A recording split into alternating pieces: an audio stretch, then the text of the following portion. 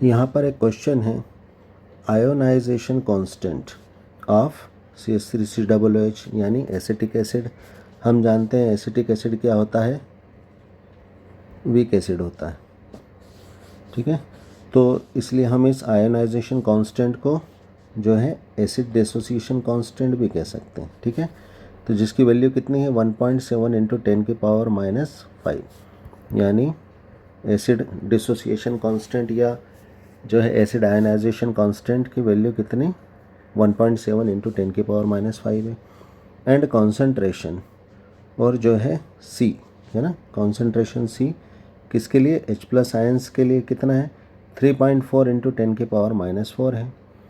Then find out, तब हमें क्या निकालना है, कॉन्सेंट्रेशन ऑफ CH3COOH मॉलिक्यूल्स, है ना। यानी एसिटिक एसिड का हमें इनिशियल यानी स्टार्ट में, शुरुआत में, प्रारंभ में इसका कॉन्सेंट्रेशन क्या रहा होगा यह हमें बताना है। तो यहाँ पर आंसर होगा डी 6.8 इंटू 10⁻⁻3। ये किस तरह से होगा आइए हम देखते हैं। ये हमने एसिटिक एसिड का आयनाइजेशन कर दिया है, हमें एसीटेट और हाइड्रोजन आयन मिला है।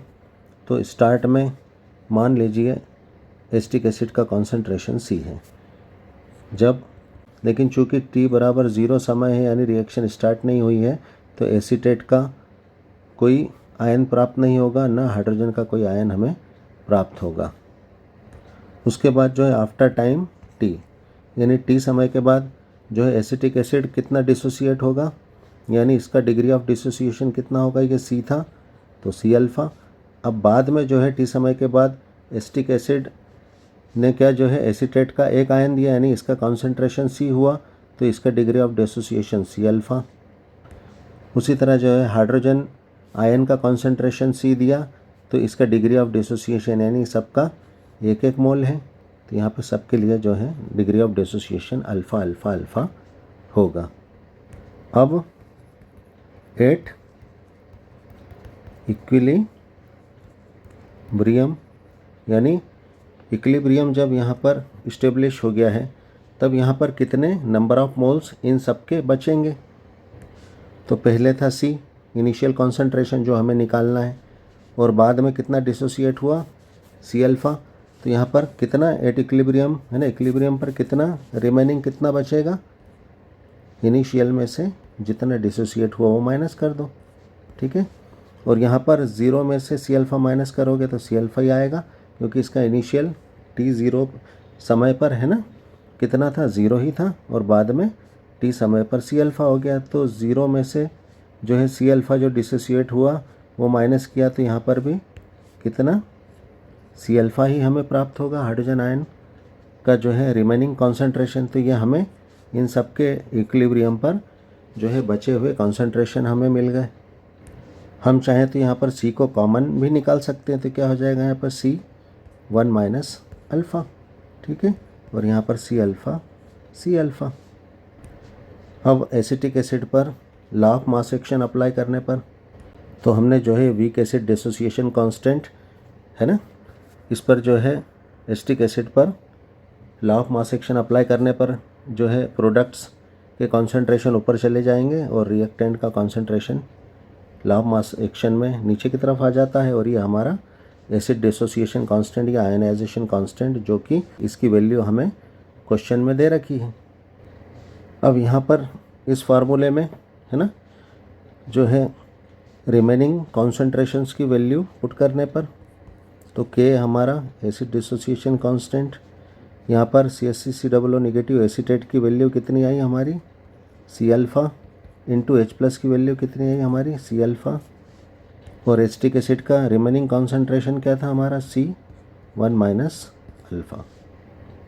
अब यहाँ पर एक C से एक C कैंसिल, तो क्या बचा alpha into C alpha upon 1 minus alpha. लेकिन हम जानते हैं कि एसिटिक एसिड बहुत वीक होता है, जैसा मैंने पहले भी बताया कि लगभग इसके शायद 1 लाख मॉलिक्यूल्स में से एक ही मॉलिक्यूल डिसोसिएट होता है, यानी इसका एसिटिक एसिड के लिए डिग्री ऑफ डिसोसिएशन बहुत कम होता है, यानी इस 1 की तुलना में ये क्या होगा, लेस देन है ना डिसोसिएट ये होगा।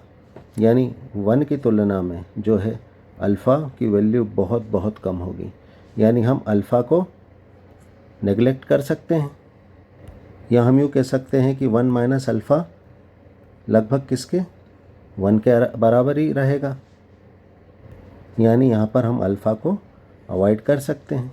तो क्या हो जाएगा, यहाँ पर जो है 1 हो जाएगा।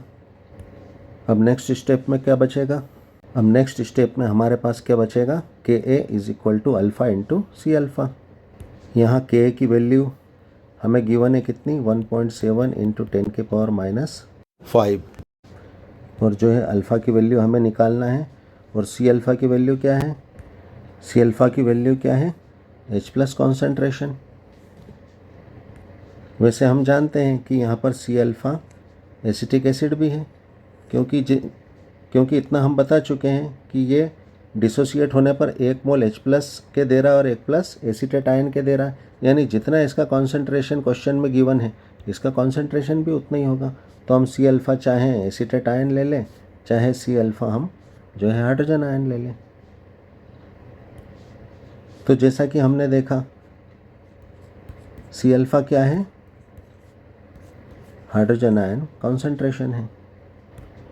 तो सी अल्फ़ा की जगह क्या आ जाएगा, H प्लस की वैल्यू भी हमें गिवन है, तो क्या हो जाएगा 1.7 इंटू 10 की power minus 5 degree of dissociation alpha into H plus की वैल्यू कितनी गिवन है, 3.4 इंटू 10 की पावर माइनस 4। क्रॉस मल्टीप्लिकेशन में जो है H प्लस की वैल्यू कहाँ पर, इसके नीचे आ जाएगी। इसको हल करने पर पॉइंट से पॉइंट कैंसिल, 17 2 जा 34 हो जाएगा। तो यहाँ पर क्या हो जाएगा 1/2, यहाँ पर -4 से -4 कैंसिल, तो यहाँ पर कितना बचेगा 10 की पावर माइनस 1। तो यहाँ पर क्या आ गया, अल्फ़ा की वैल्यू 1/2 इंटू 10 की पावर माइनस 1। 1/2 कितना हो जाएगा 0.5 है ना, 0.5। एक पॉइंट को हम इधर बढ़ा देंगे तो ये हो जाएगा -2, यानी क्या हो आ गई वैल्यू हमें अल्फ़ा की डिग्री ऑफ डिसोसिएशन 5 इंटू 10 की पावर -2। अब हमें क्या निकालना है, अब हमें क्या निकालना है, सी, यानी initial concentration of acetic acid. तो हम जो है ये अल्फ़ा की वैल्यू किस में, इस फार्मूले में रख देंगे, और H प्लस की वैल्यू हमें ऑलरेडी पता है कितना, 3.4 इंटू 10 की पावर -4, ठीक है ना, ये H प्लस की वैल्यू है। अब यहाँ पर हमने इस फार्मूले में हमें इनिशियल कॉन्सेंट्रेशन निकालना है सी एसिटिक एसिड का, तो सी को हम बराबर के इधर ले आए, तो ये क्या हो जाएगा H प्लस अपॉन अल्फ़ा। यहाँ पर H प्लस की वैल्यू हमने पुट कर दी, अल्फ़ा की वैल्यू पुट कर दी है। इसको हल करने पर इनिशियल कॉन्सेंट्रेशन क्या आ जाएगा, 6.8 इंटू 10 की पावर -3 मोल पर लीटर, क्योंकि कॉन्सेंट्रेशन पर लीटर में नंबर ऑफ मोल्स होते हैं, तो ये क्या हो जाएगा मोल पर लीटर। तो यही हमारा जो है आंसर होगा। Thanks for watching.